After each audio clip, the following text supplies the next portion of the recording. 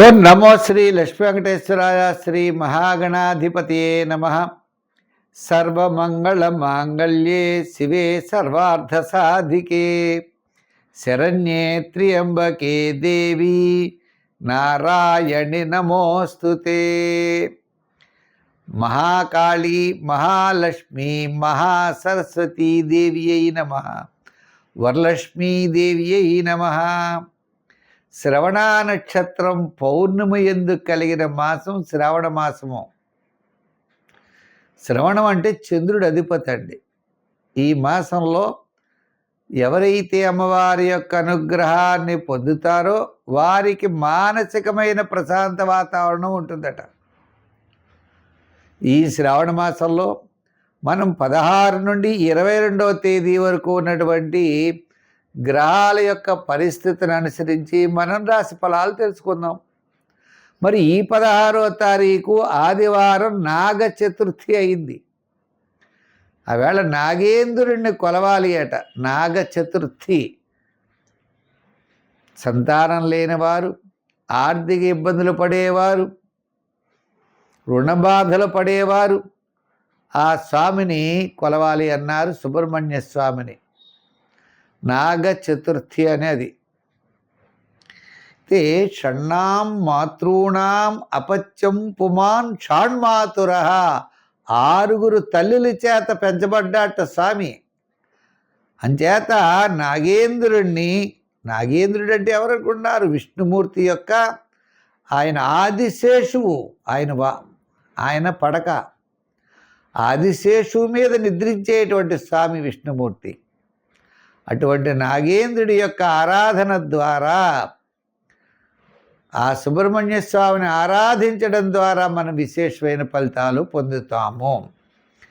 అయితే ఈ యొక్క వారం మనకి గ్రహాల యొక్క పరిస్థితి చూసినట్లయితే కుజుడు మిథున రాశిలో, రవి బుధుడు గురుడు వారి కర్కాటక రాశిలో, కేతువేమో సింహరాశిలో, శుక్రుడు కన్యారాశిలో, శని మీనరాశిలో, రాహు కుంభరాశిలో, చంద్రుడు కన్యా తుల వృశ్చిక రాశిలో ఈ వారం చంద్ర సంచారం ఉంటుంది.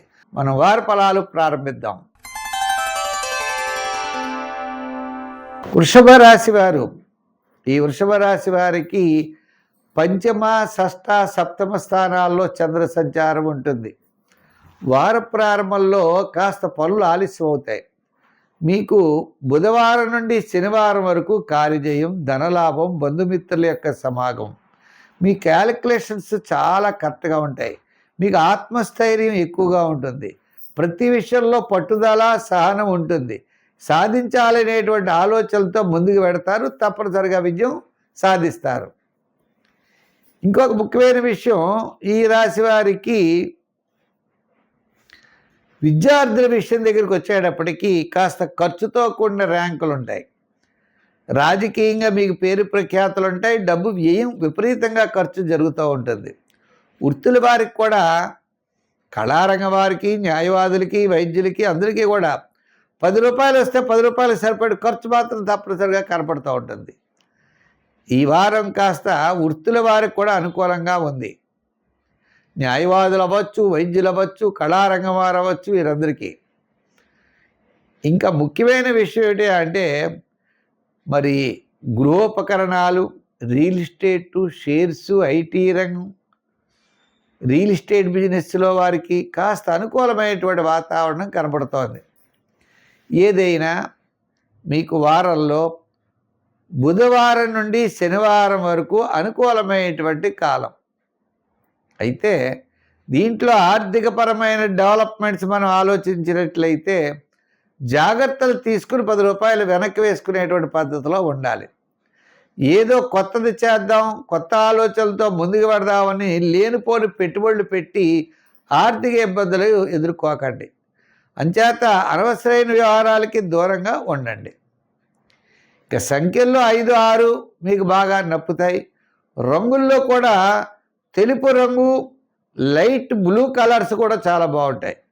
ఆరాధన దగ్గరికి వచ్చేటప్పటికి గురువారం ఆరాధన మంచిది. అంటే గురుగ్రహ బలం కోసం శివారాధన చేయండి. సోమవారం శివాలయానికి వెళ్ళండి, శివ దర్శనం చేయండి. బియ్యం దానం ఇవ్వండి. బియ్యం దానం ఇచ్చినట్లయితే కొంత అనుకూలమైన వాతావరణం ఉంటుంది.